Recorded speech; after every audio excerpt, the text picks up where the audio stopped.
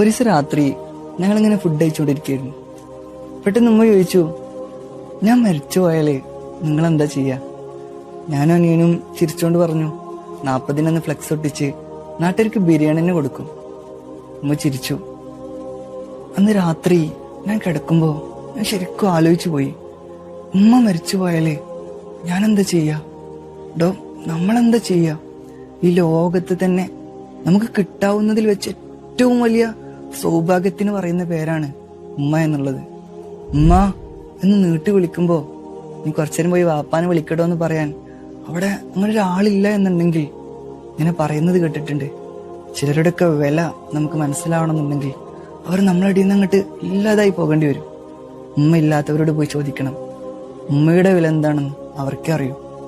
കുറച്ചൊക്കെ വലുതായാല് പക്ഷെ നമുക്ക് തോന്നും ഈ കാര്യങ്ങൾക്കൊക്കെ നമ്മൾ മതി, ഒന്നുമില്ലെങ്കിലും കുഴപ്പമില്ലാന്ന്. പക്ഷെ നല്ല പ്രായമായിട്ടും 6 മാസം രോഗിയായി കിടന്ന് വല്യമ്മ മരിക്കുമ്പോ മയ്യത്ത് നിസ്കാരത്തില് പാപ്പാന്റെ തൊണ്ട ഇടറിയതും കബറടക്കുമ്പോ ചെറിയ കുട്ടികളെ പോലെ പൊട്ടിക്കരഞ്ഞതും എനിക്ക് ഇന്നും ഓർമ്മയുണ്ട്. മുഹമ്മദ് അബ്ബാസിന്റെ ഒരു വാക്കുണ്ട്, ഉമ്മയില്ലായ്മ അതൊരു ജീവിതാവസ്ഥയാണ്, സ്നേഹമില്ലായ്മ പോൽ ജീവനില്ലായ്മ പോൽ